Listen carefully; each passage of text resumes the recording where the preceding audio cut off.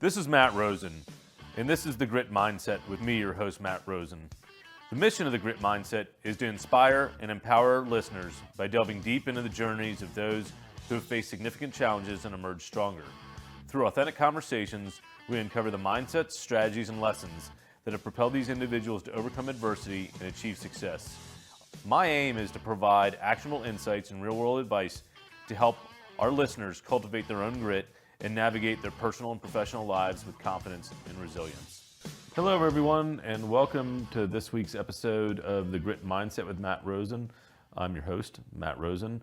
With me in the studio here today, I've got a great friend of mine and mentor named John Humphrey. I've known John, I'll use this joke again, I think our friendship could buy alcohol about now. Known him for a long time, and I'm really excited to have him on the show and have him share his story with all of you listeners. So, John, welcome to the show. Thanks, Matt. Great to be here. So tell us about a little bit about yourself and your latest venture, and then we'll kind of dive back a few years. Yeah, so I tried semi-retirement. That didn't take, and started getting customers back at the end of 23 and into 24. We're like, hey, this AI thing's coming. Can you come help us? We need, we have data problems. And so Dipesh Patel and I started CoPoint Data back in 2024. We really got going in earnest maybe a year ago. And you guys are out there helping clients with their data. Yeah, all we do is data and AI. So advanced analytics, machine learning, Power BI, mostly on the Microsoft stack. And then AI has taken us in a completely different direction with AI-driven development and AI analytics. You know, people are doing this kind of work on large data sets without normalizing a database and putting it in a data warehouse or a data lake or something like that. So it's really creative and fun. Yeah, it's fun stuff. We're getting involved in that space as well, and it's good the way the whole world's going. So yeah. So what got you here? Talk about John Humphrey, the early days. Well, I've always been kind of an entrepreneur. I was raised in a family of independent thinkers. I was the youngest of three.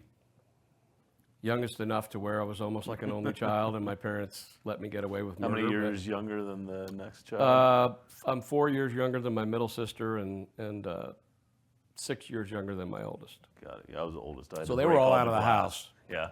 And, I was thinking about this. My first W-2 salary was my first job out of college. Yeah. I always worked for myself. In high school, I had lawns, and I painted houses, and I did odd jobs, and I always had money in my pocket. Cash only.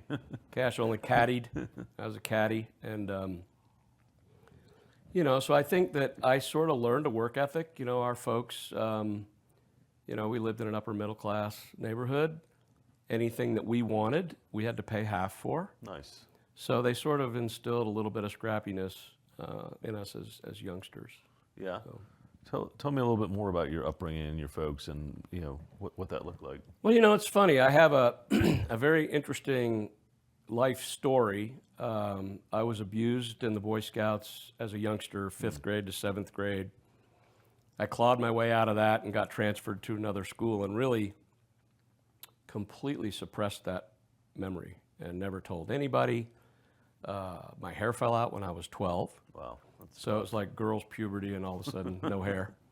So I always had this self-conscious nature in big crowds, or, I'd go in places and people would stare. I remember half my friends were Jewish and half my friends were Italian in New Jersey, and I wore a baseball cap into the synagogue and into mass on a Saturday night. And so, but I think what saved me was athletics.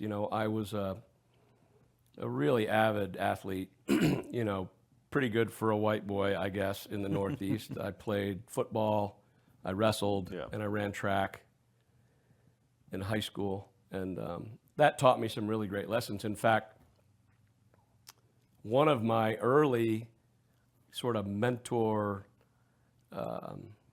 gritty moments was my junior year, and I had separated my shoulder earlier in the season wrestling, and I had already been all-conference wide receiver in football. And I had placed like second or third in the 400 meters the previous year, so I knew that track was something that I would probably win in.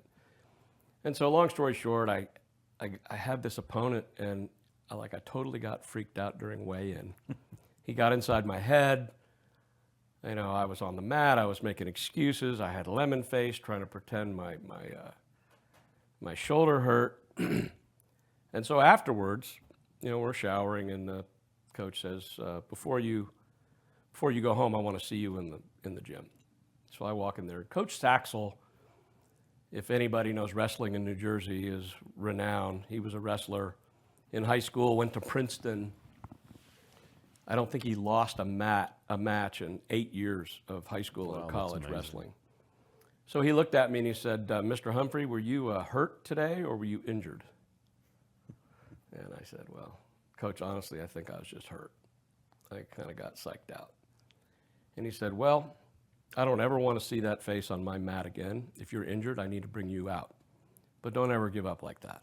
So I take it you lost the match. I lost the match, and he says to me, if you had won that match, you would have been the only junior in the history of Milburn High School to be all conference in 3 sports. And with that, he just turned and walked away. Wow. I wrote about it in the book, Connect for Life, and it had a really profound impact on me because I had so much respect for this guy. And he basically pointed out that I'd quit. And so that sort of stuck with me. I think it probably gave me a little backbone later in life when things got tough. Yeah, well, we're on the show to talk about grit. So what does grit mean to you personally and professionally? You know, I've thought a lot about that since you asked me. You know, I think there's the obvious things like event-driven. You know, you get betrayed by a partner, you have a car accident, you know, your spouse is unfaithful, or whatever. Those are events, and they knock you on your back. And the wrestling metaphor is you're looking at the ceiling, and you have a few seconds to decide, are you going to get up or are you just going to lay there and waller in it? And I guess I've just always gotten up, you know. So I think grit is really being able to take a shot, whether that's a financial shot or a bad decision or a bad relationship or a bad partnership, and not let it bring you to the knees. You know, I ended up serving in the Boy Scouts bankruptcy as part of the court. I was part of the claimants committee, and I was the chairman of that group. And we had like 82,000 claimants. Wow, that must have been so pretty tough. I started studying resilience. Like, why is it that some people are resilient and can bounce back, and some people just roll over? And you know, I think a lot of it's genetic. You know, your folks give you that tenacity. A lot of it is learning how not to quit. I think we're in a crisis here in America right now where people are taking these shots and rolling over and having a pity party and looking around and realizing no one's coming. So it's event-driven. It's, you know, you're an entrepreneur. That notion of walking in ambiguity, where you think you're doing the right things, but you don't see any of the results. You know, we just talked earlier about, you know, how your business is coming into its own in Q2. We just got into the black. But we walked for a lot of months in the red, trusting and hoping that the work we were doing was going to pan out the way we had hoped. And I think that's gritty.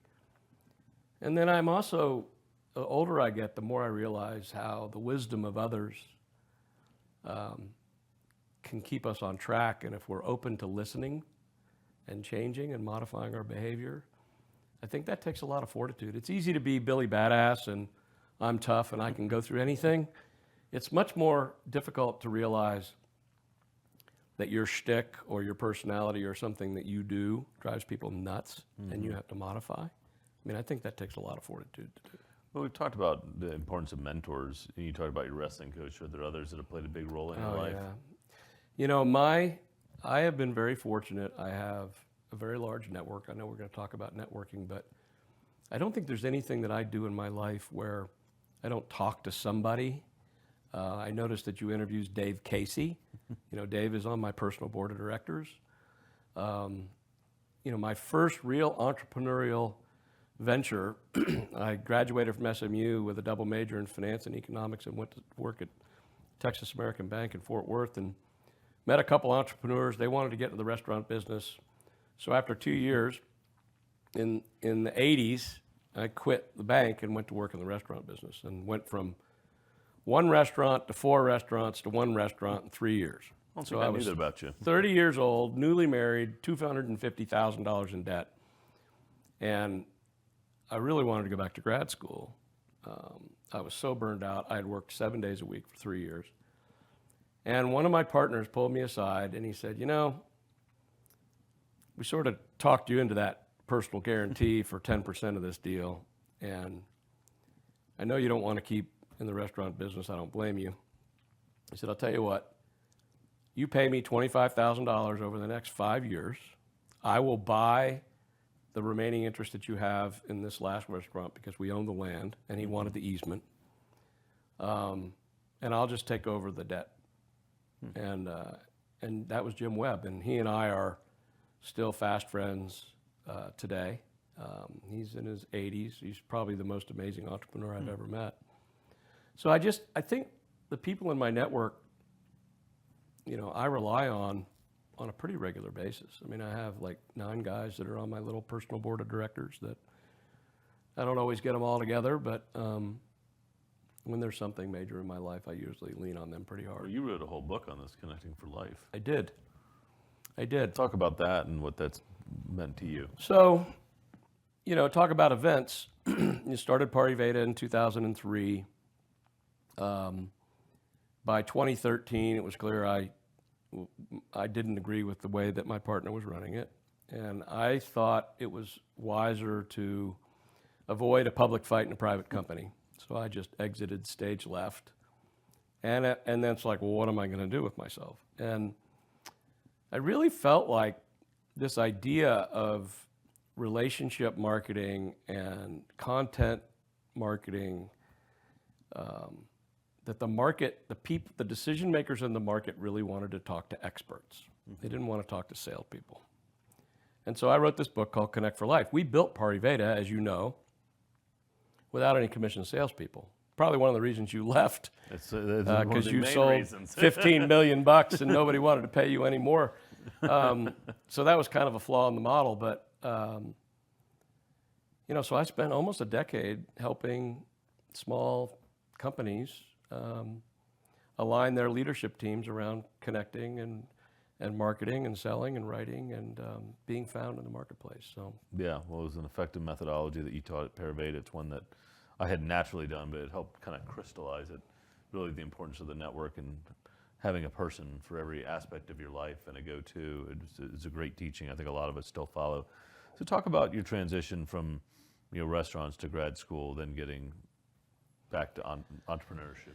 Yeah, so I was very fortunate. SMU had an advisory program that was like a mentorship program. So you would go sit down and look at this big filing cabinet and flip through it. And I picked a guy whose name was John Cook. He was the CEO of a software company that was invested in by Ross Perot.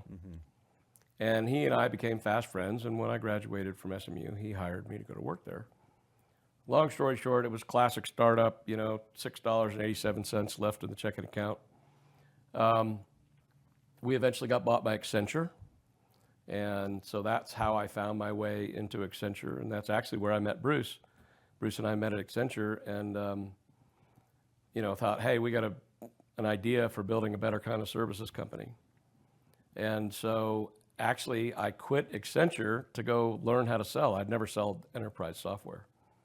And that was a whole nother gritty experience. I went like a year, 0 for 11, thought I was going to get whacked, but I was working for a guy named Michael Fox, and Michael would just tell me to keep doing what I was doing, that I, you know, and he actually told me once, he said, you know, Lawson Software runs best at the end of a dirt road. You're trying to compete against PeopleSoft and shiny buildings in downtown Dallas, and they're just not going to buy Lawson. So I went out to Oklahoma and Arkansas and Louisiana and found distribution companies that wanted to buy our software, and that was as the rest was history. It was very successful. So first 11 deals struck out. Second place, like didn't lose, like made it to the finals and lost to Oracle and JD Edwards and PeopleSoft, and yeah, it was horrible. So who was the first one that you sold? Was it number 12? You know, Do you remember? but yes, I do remember. This is how your mentors sometimes just give you a break. Michael says, "Come on, we're going for a ride," and he took me over to a company. It was actually Brinks out on 635. They were a Lawson customer. They needed a new AP module, like they needed 10 licenses. He said, "This is going to be your first deal." I did nothing to earn the deal, absolutely nothing to earn the deal. But he had seen that I just wasn't going to quit. And it was funny. I got that deal. I put the skin on the wall. And I felt like, okay, I can do this. He has faith in me. And then the next 4 or 5 years, I was one of the top 5 salespeople in the company. That's awesome. Yeah. And sometimes it just takes one to give you that confidence, but you got to keep Yeah, going. I think you have to, you talk about gritty, but I mean, sometimes people with grit need those mentors and those leaders. Early in our Party Veda days, Bruce, this was like customer number 3. Mm-hmm. We did this little strategy project for a guy named John Thompson. He was the CIO at Crossmark. And then he spoke at one of our events, and we did this great piece of work, and he didn't take any of our advice. So years later, I said to him, "Why did you hire us to do that project and just ignore everything that we said?" He said, "Well, I could tell that you guys needed a break, and I was in the position to give you one." And so he gave us a break. So I think this it's seeing people with grit. It's giving people a hand up, not a handout. And then I think you got to spend your life paying it forward. Like if people are doing that to you, you have to pass it on to others. Yeah. Do you have an example of where you've done that for somebody else? Me besides you? I knew you were going to go there. That's funny. I have, I'm very fortunate. I've invested in lots of people's lives. You have. And I have this amazing, like when I think about our success at Party Veda, I measure that success in the number of people that left and started their own companies. Yeah. And that's a growing list. It was like 15. It's 20. like 15 to 20 people have all built really cool little companies. I mean, heck, Jim and Lisa sold it back to Party Veda 10 years later. So, yeah, I think that and even when I was doing my coaching business around Connect for Life, the thing that I love the most is like reaching into people's soul and finding that spark and helping to light it so that they can do that which they don't actually believe they can. Yeah. And that's my jam. No, you're good at it. No, I was a CRM sales guy. You're like, you could be something more, and I didn't think I could, but you did a good job of getting me there, and I learned the consulting business, and it was a tough road. But let's talk about the Paraveda experiment story and what you went through starting that. What were the challenges, what you learned from it? Well, so Bruce and I started it. I was employee number 1. I quit Hitachi in June of 2003. He joined in October that year. I think we incorporated late that year. And so 2004 was our first full year.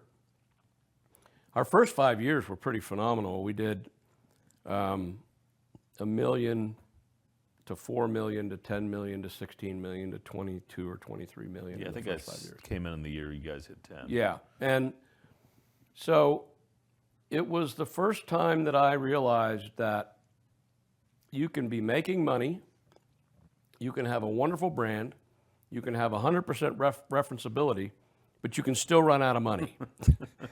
And really understanding cash management, like when I go back to the restaurant days, like I can remember delaying payroll on Fridays because I knew if I gave you a check after 5 o'clock or 4 o'clock, I had Friday night, Saturday night, and Sunday lunch to make payroll. And so those were some really difficult times. I was very fortunate. Bruce was very generous. He had obviously more resources than I did. And, we cobbled through, I think. So that was one challenge. Just cash flow is always a challenge. I think you can have the best relationship with somebody and still end up in a different place after 10 years. Everybody starts a company for a different reason. I always believed that companies exist for their shareholders first, and for their customers second, and for their employees third. And, some people argue about that. Some people say, if I take care of my people will take care of my customers. And I think we just sort of lost our way in managing that business for a profit. We were very profitable early on. We had profit sharing. We gifted 20% of the company to the employees when we did the ESOP. I don't think they valued it as much as they valued profit sharing, so that was a huge learning for me. And it kind of hurt my feelings because I'm like, this is my baby. I just gave you some of it, and you don't care. People want cash now, or at least a lot of people do. And I think the other thing is that you have to be really aware as an entrepreneur, like what you're really good at. And I'm a startup guy. I am not an operator. So when we got up to 30, 40, 50 million, and I was still doing the John thing, I think I was disruptive. Now, looking back on it, I might have been the luckiest guy of all, right, to get out and get paid. But I think you have to be really self-aware, because entrepreneurs by nature are, we break a little glass, we step on a few toes. Sure. And so I think the thing that I've learned, and probably the way I'm a kinder, gentler John, is that I try to stay in my wheelhouse. And I'm good at starting things. I'm good at figuring out how to get funded and cash flowed. And so, yeah, we're off to the races now with CoPoint. That's awesome. So you finished your time at Paraveda. You helped others for 10 years, and you're back at it again. Yeah, my wife laments that I killed a perfectly good business. It was a very good business. But I was very lonely. I went through the pandemic. I spent a lot of time with some companies, with some customers.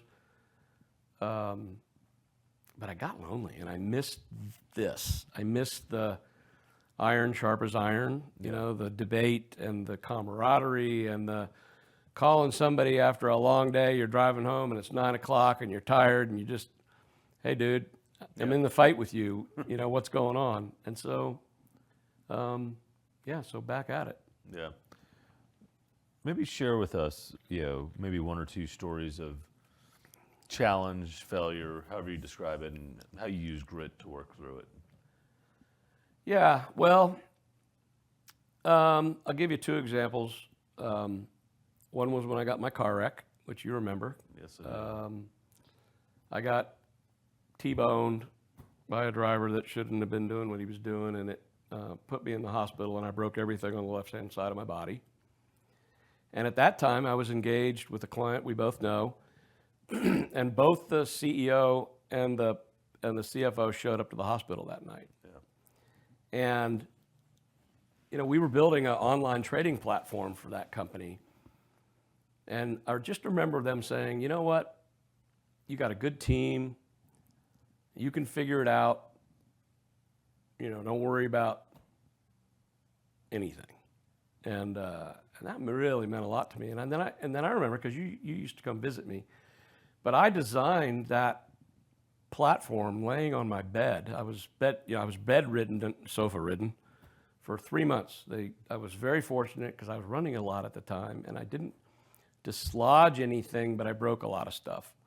And so I just had to let it heal. And they let me, I was sitting there with a headset and a laptop and my dog on my lap, and designed that trading platform laying on my back.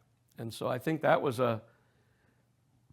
what are you going to do? Like, you just going to lay here and feel sorry for yourself? Or are you going to, I was like, well, I got your mind was working. So 5 or 6 good hours a day, and my 5 or 6 hours are as good as anybody else's 8 or 9. So that was a real challenge. And then I went through a deeply personal challenge. I had an unfaithful spouse, and tried to put those pieces back together. And it was like, the one thing I wanted to be in life was a successful husband and a successful dad. Yeah.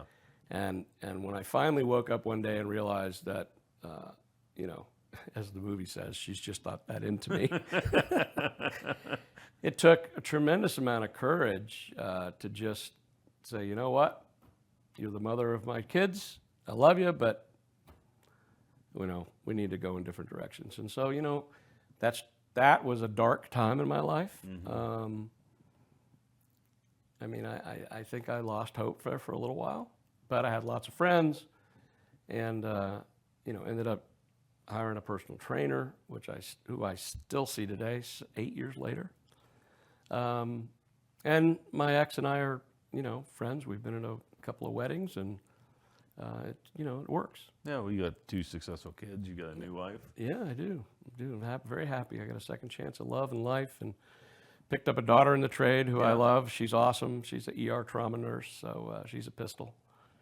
But yeah, I think this notion of get up, you were interviewing Brian Childers, and he had this story where he got his bell rung and went to the sidelines, and it was like, get back in the game. Yeah. And I think, the grit when it gets tested is that little voice in your head that says, get back in the game. Yeah.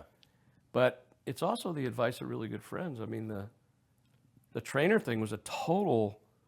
I walked into the Starbucks at Preston Center, and in walks Eric Spomer.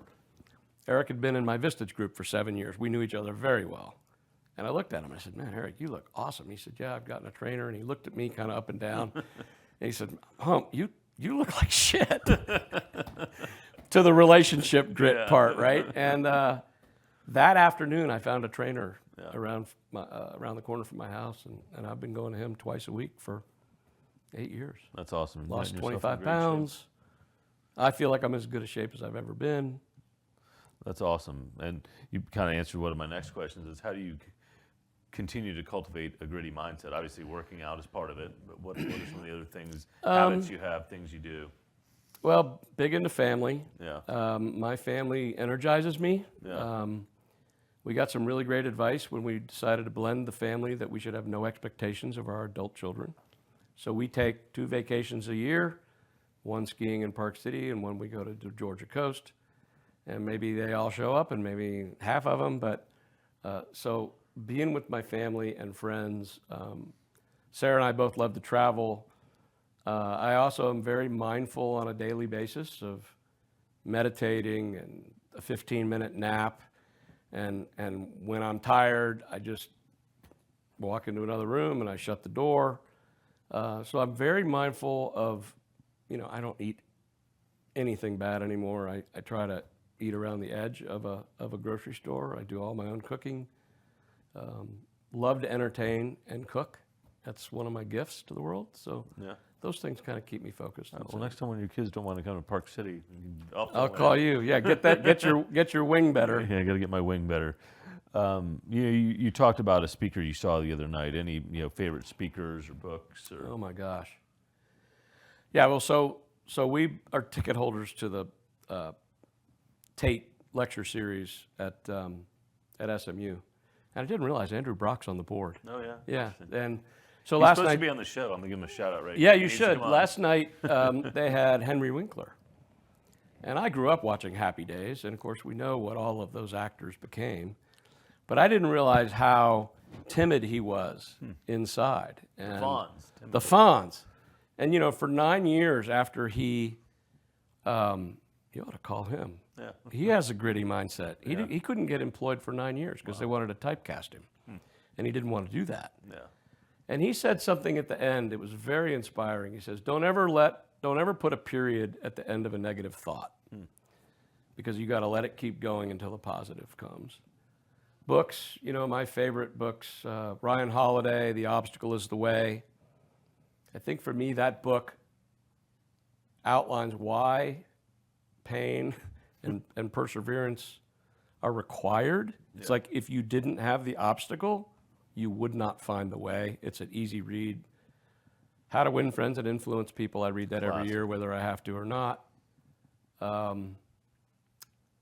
Love is the Killer app. Not very many people know about that one, but that's a really good one. That was written by, I just totally lost his name, but he was with Cuban when they did the Broadcom thing. Mm-hmm.